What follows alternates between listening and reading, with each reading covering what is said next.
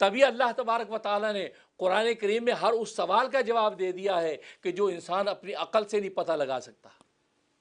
بہت سے لوگ کہتے ہیں کہ قرآن میں ہر سوال کا جواب تو ہے نہیں،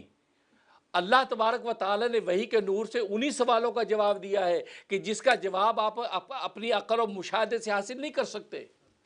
جن چیزوں کا آپ عقل و محنت سے حاصل کر سکتے ہیں، جس کا جواب اللہ نے آپ کی عقل و محنت پہ چھوڑ دیا ہے، لہٰذا ان کا جواب دینے کی ضرورت نہیں، وہ اپنی عقل و محنت سے آپ حاصل کر لیں گے۔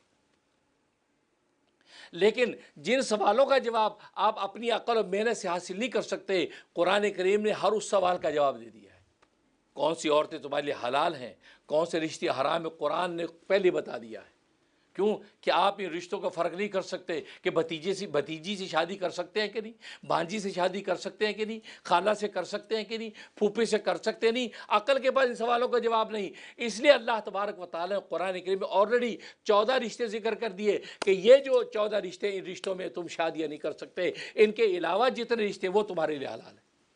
اس میں ماں کا رشتہ ہے، بہن کا رشتہ ہے، خالہ کا رشتہ ہے، پھوپھی کا رشتہ ہے، بھتیجی بھانجی کا رشتہ ہے۔ تو گویا کہ رشتے سارے، کیوں کہ اللہ تبارک و تعالیٰ کو پتہ تھا کہ انسان اپنی عقل و محنت سے اس سوال کا جواب نہیں پتہ لگا سکتا کہ میرے لیے کس رشتے سے نکاح کرنا جائز ہے، آلریڈی جواب دے دیا۔ خنزیر کا گوشت آپ کے لیے حلال ہے یا حرام ہے، آپ اپنی عقل و محنت سے اس کا جواب نہیں نکال سکتے تھے، اللہ نے قرآن کریم میں آلریڈی اس کا جواب اسی لیے دے دیا ہے کہ عقل و محنت سے آپ کو اس کا جواب نہیں ملے گا۔ اللہ نے وحی کے نور کے ذریعے بتا دیا خنزیر حرام ہے، اور ایسا حرام کہ نجس العین ہے۔ نجس العین کا مطلب لا کے پخانہ، جیسے پخانہ جو ہوتا ہے یہ نجس العین ہوتا ہے، یعنی اس میں اب ایسا کوئی ایک جز بھی نہیں ہے کہ جس کو حلال کر کے آپ نکال لیں،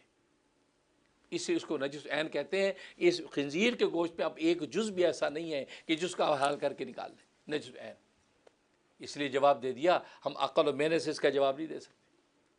ورنہ آج عقل و محنت سے اگر جنہوں نے جواب حاصل کرنے کی کوشش کی انہوں نے یہی کہہ دیا کہ وہ خنزیر، نبی کے زمانے کا خنزیر حرام تھا کیونکہ گندگیاں کھاتا تھا، گو کھاتا تھا، ہائیجینک فارم نہیں تھے۔ آج بڑے بڑے ہائیجینک فارم ہیں جہاں ان کو نہلایا جاتا ہے، دھلایا جاتا ہے، پاکیزہ خوراکیں ان کو دی جاتی ہے، ان کی صفائی کی جاتی ہے، ان کے ناخن کاٹے جاتے ہیں، بال واش کیے جاتے ہیں۔ آج ان کے گوشت میں وہ پوائزن نہیں ہے جو اس زمانے میں تھا، لہذا آج کا خنزیر حلال ہے۔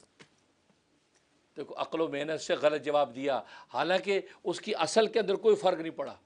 اصل اس کی وہی ہے۔ اب آپ بظاہر ہائیجینک ہو جائیں لیکن اصل اس کی وہی ہے، اور اصل پر یہ اللہ تبارک و تعالیٰ حکم لگایا کہ یہ حرام ہے۔